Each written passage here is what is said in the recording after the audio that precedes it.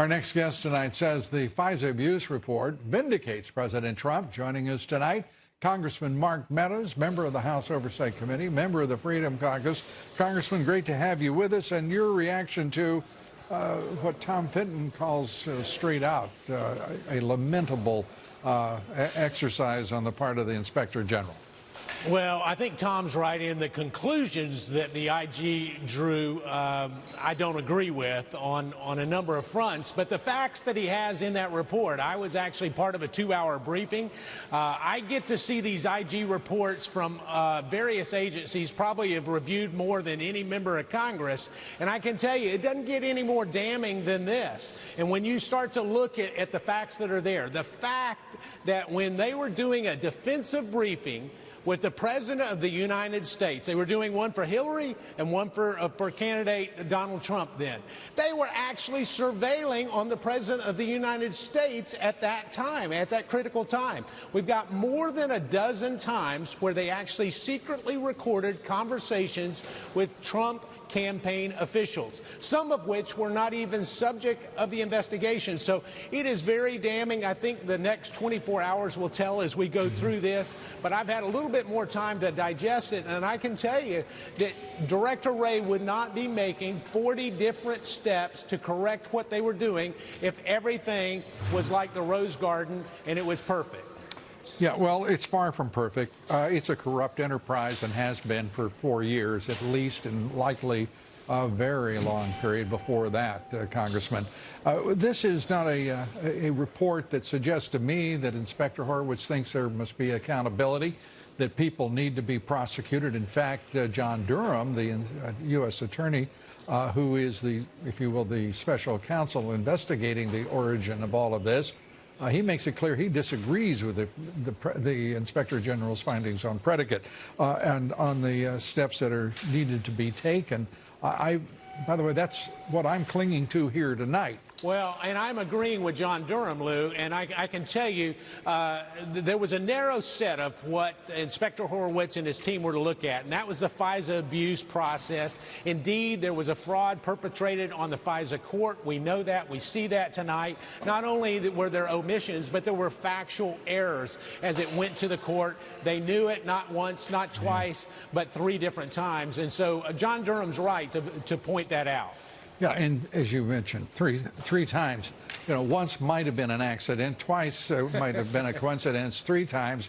You know, you're a damn liar trying to commit fraud against the FISA courts and getting away with it. And what I don't understand is, where is the Chief Justice? What is being done with those FISA courts? And why did Congress reauthorize FISA through, what is it, March? Instead of waiting for this damn report? I mean, it's about time that both parties understand one thing, and that is that the American people have had a bellyful of what made this FBI and this Justice Department under the previous president operate the way they did. This is infuriating. Every American should be outraged at this and what's been done to this president and the American people. My God. If we're going to survive this, we had damn well better stand up on our haunches and demand some respect. I agree. And when the left went crazy because Attorney General Barr said that there was spying going on, well, I can tell you, when you secretly record a phone call or a conversation, when you're secretly doing that without the knowledge of anyone else, I don't know what else you call it but spying. And when we start to see the evidence that comes out of this 435-page plus report, that will provide a good foundation for the work that John Durham's already doing as he expands it beyond where we are today. You know, and I look at this Justice Department, and particularly this Attorney General, and we are seeing a number of advances that are important and sometimes lost from public view. But this is, for example, an Attorney General that has declared Huawei to be critically a national security threat. He's also made it clear in his assessment of that threat that he is incorporating the conduct of the assessment of the conduct of the state of the People's Republic of China. We have right now a government and a president who demands transparency, and never has it been more critical than now. to not only be transparent, but to act accordingly. Well, you're exactly right. I think the other thing that we have, you talked about Adam Schiff not showing up today. Well, you may remember not too long ago, Lou, you were covering this. Devin Nunes put out a report. Adam Schiff put out a report. Right. Today's IG report supports Devin Nunes, not Adam Schiff. So we're seeing the same kind of smoke and mirrors in this impeachment process that we saw in the entire Russia collusion conspiracy. And at the end of the day, the American people will see the truth. That transparency that you talked about, it is time that it comes home, and we hold people accountable at the ballot box by re-electing Donald Trump in 2020. And Congressman, there's no clearer collusion construction than that between the radical Dems leading this impeachment assault in an effort to overthrow the president and the Russians. This is a collusion that can only be between the Democrats and the Russians because everything they're doing is in Russia's interest.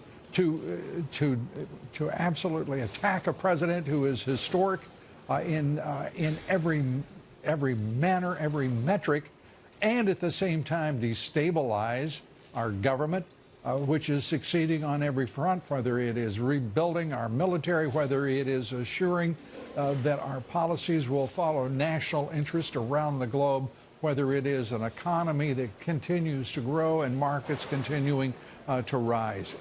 That's the collusion that seems the only logical explanation for what's happening right now. Well, my Democrat colleagues have done the American people a disservice. What they've done is they've given Russia a lot more credit than they deserve. Did they interfere? Without a doubt. Were they the reason why Donald Trump won in 2016? Absolutely not. And they've done a disservice by actually elevating their profile with all of this narrative that goes on, and that's the real tragedy of all of this. Congressman, your Democratic colleagues are snakes. To have done what they have done and to stand before cameras and microphones every day and lie through their teeth, which is exactly what they have done on Capitol Hill in that body that you've served as a representative of the great state of North Carolina. They sully everything about the institution. It is a disgrace to the American people, as you well know. Congressman, you get the last word. Well, I can just tell you, this is nothing more than a partisan event that we've seen today and over the previous weeks.